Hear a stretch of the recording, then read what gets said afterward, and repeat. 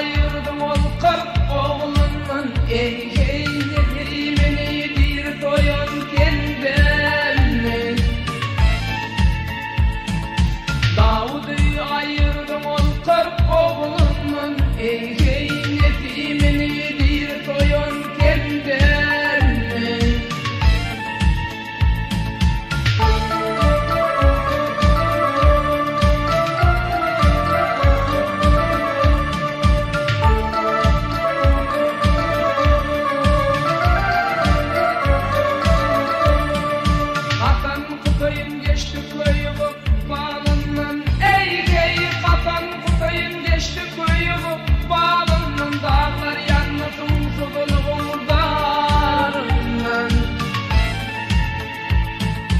Deryanil çöp kapyan yerinden ey şahlarını şehit koyun kendimden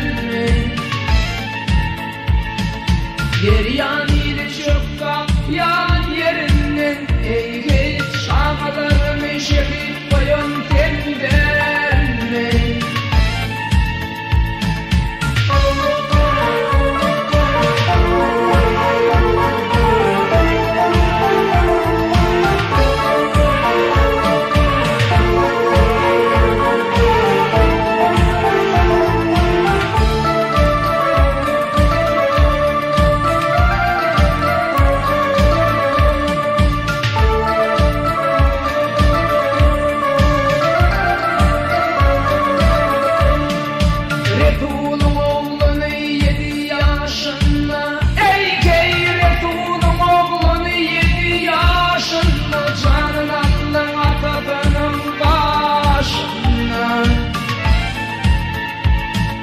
Kim seni koydum seni